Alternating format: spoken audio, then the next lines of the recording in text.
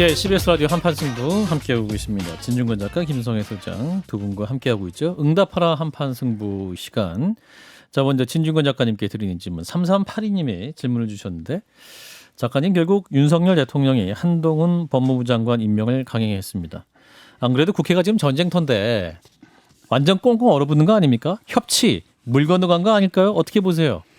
예, 뭐 그래서 저도 뭐 임명에 좀 부정적인 견해를 표명을 했는데 예. 일단 뭐 검수완박으로 몰아치니까 어떡합니까? 한동훈으로 또 이제 받아치는 거죠. 예. 이걸 통해 가지고 검수완박 이 법안이 상당히 문제가 좀 많지 않습니까? 이게 예. 시행이 되게 되면 상당히 많은 문제점들이 이제 발생을 할 텐데 예. 그걸 어느 정도 완충 장치가 되어서 그걸 그 문제점들을 갖다 좀 완화시켜주는 그런 역할들을 좀 했으면 좋겠고요. 근데 법무부 장관의 그 일이라는 게 사실은 검찰만이 아니거든요. 예. 뭐 사법부 다 있고, 뭐 법원도 있고, 뭐 그다음에 인권, 외교까지 굉장히 넓은 범위라는 겁니다. 그렇죠. 그렇기 때문에 한동훈 임명이 되셨으니까 한동훈 장관이 자꾸 그 검찰 쪽에만 꽂혀서는 그 성공한 장관이 될 수 없다고 생각을 해요. 예. 지금 기회는 굉장히 좋거든요. 왜냐하면 전임 장관들 보십시오.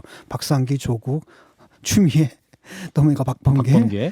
그러니까 그다지 이렇게 평이 좋지 않지 않습니까? 그렇기 때문에 그것과 대비돼 가지고 지금 법무부 장관으로서의 일이 굉장히 크고 그 중에 검찰 일은 그 중에 한 부분에 불과하다 이런 생각을 갖고 좀 폭넓게 법무부 장관의 역할을 좀 수행해서 그럴 경우에는 이제 지지를 좀 받을 수 있을 거라고 생각을 합니다. 그래서 검찰에 너무 꽂히지 말아라.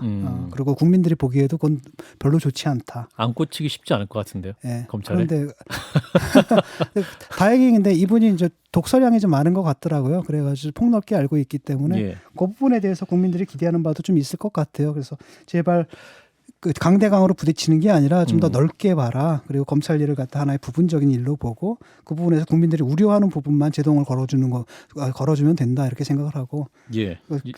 전체적으로서의 장관의 일 그것이 이제 무엇인지 좀 잘 생각하셨으면 좋겠다고 생각합니다. 저는 이제 그런 한편에는 중요한 것은 이제 18분의 1 국무위원으로서 n분의 1의 역할만 하시라는 말씀 꼭 드리고 싶어요. 근데 그렇게 안 될 겁니다. 이 윤석열 정부의 국무회의에서는 윤석열 대통령의 모두 발언으로 시작해서 한동훈 장관의 정리 발언으로 끝날 거예요. 한동훈 장관이 지금 얼마나 대통령의 신임을 받고 있는지를 이번 청문회 과정을 통해서 다른 장관들이 다 보지 않았습니까?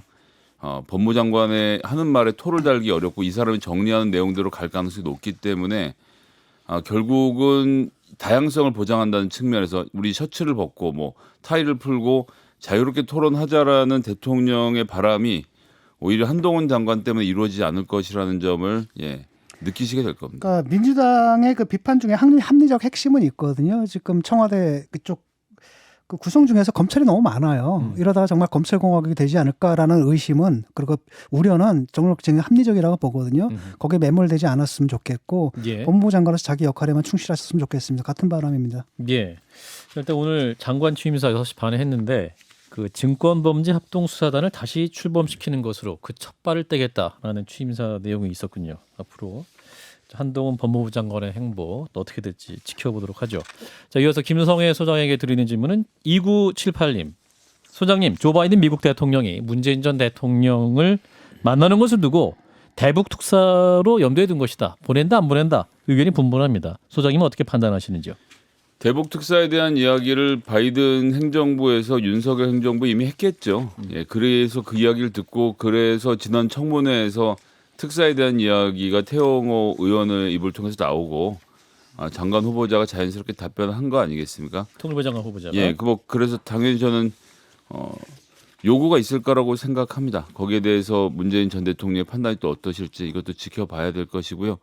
어쨌든 남북 관계에 있어서 문재인이라는 정치인이 갖고 있는 자산은 엄청나게 큽니다. 그 자산이 제자리에서 잘 활용되길 기대해 보겠습니다. 예, 응답하라 한판 승부였습니다.